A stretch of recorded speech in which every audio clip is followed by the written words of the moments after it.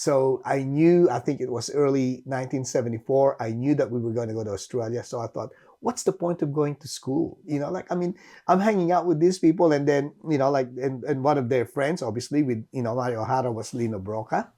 So I got to meet him socially, and, I learned a lot, and they both gave me a lot of good tips along with Dante.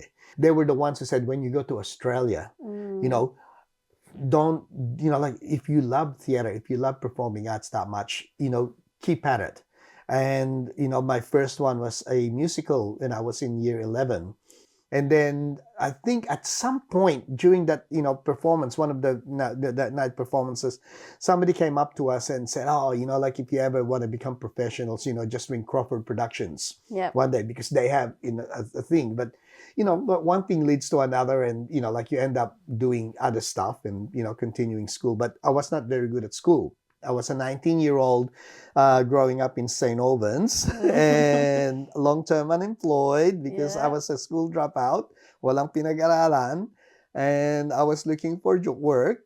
And I thought, a couple of years ago, this guy said to ring up Crawford Productions. I went on the white pages and I looked at Crawford Productions, and I rang up casting, and I said, I'm looking for a job as a part-time actor. You don't have to give me a full-time job, just a part-time actor. And they said, well, you got a funny accent. Where are you from? I said, the Philippines.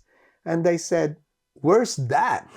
And at the time, back in the 70s, nobody knew where the Philippines was. Where in the map, I guess in Asia, below Japan. Well, we've never heard of it, and I guess, oh, okay. And they said, look, you're interesting enough, come and see us.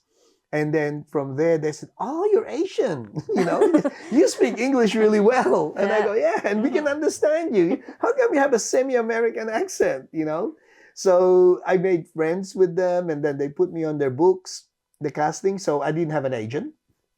And then a couple of weeks later, they gave me a job, to play a fisherman in a show called The Sullivans. So I came in. I told you this story already? Yep, you told me this story, and I want you to tell me this again, like how you told me before, because I love this story. Okay. So what happened was I get a call 2 weeks later. They said, we want to invite you to play a little role in The Sullivans, And they said, oh, okay, just, it's a minor role, and, you're going to play a fisherman. And I go, what? I said, okay, when? He goes, okay, we're going to send you a call sheet, right? And back in the day, there's no email. So literally a guy would come in and deliver it to your doorstep, the call sheet, right? Including the, all the address. So it was in Point Cook. At this point in time, it was about July. Right? So Winter. It was in the middle of winter, and the location was in Point Cook. From there, I had to be there by 5 o'clock, 5:30 in the morning. So I drove up. This is late 70s. I had very long hair, right? 19-year-old, 70s.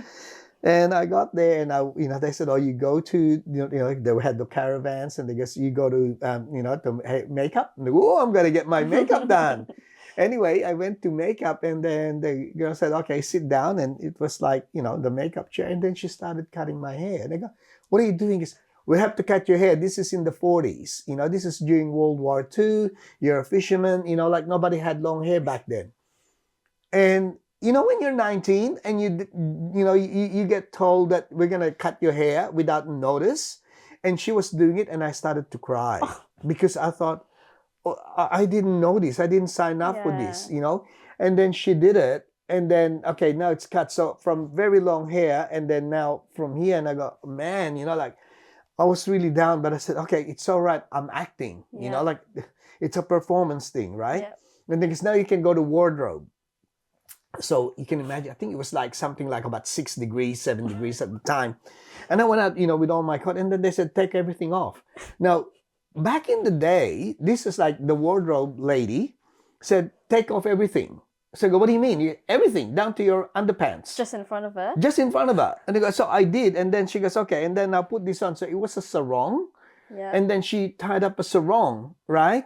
And, she would do this, like as if it's nothing. And I was so embarrassed. Like, I thought, oh my God, lucky I've got new underpants on. And then, she tied it up, and then just, okay. No, it looks good. Because I said, what about a top? No, you don't need, this is hot. Like you're in the middle of sun, the sun is, for your fisherman, you don't need things. Okay. And then she puts she gets a turban and puts it on top of my head. And I go, what are you doing? And then she goes, you're going to need this, because you're like the costume, it says that you got, she just got my hair next door. What are you doing to me? Right? And then she just put it around my head. So you couldn't even see. I could have had my long hair and they could have put the turban on and it wouldn't have mattered. I started to cry. This is the most horrible thing. And I had to, you can put on your coat until it's time for the shoot. Yeah. So we went for the shoot and I got on set and there was a little boat and they go, okay, so this is what's going to happen. This is the director. Just keeps getting better and better. Yeah. So by this stage, I thought, it's okay. I'm acting now. I'm on set, right? Yeah. There's the boat, right? You're a fisherman. And the way we're going to shoot is you're going to go into the water, but you're just pulling the boat. You're not rowing the boat. You're just pulling the boat in. And then I want you to walk on that direction, like right over there. I go, okay. I said, do I say anything? No, you don't say anything. And I go, oh, okay. You just pull the boat in and then you walk away. Okay, right. And I was looking around. There was a lot of people around there. Where's the camera? And I was there. I can't see the camera. Like I thought, is there? Yeah, the camera. Don't worry. The camera's focused on you. You're the only one in this scene, right?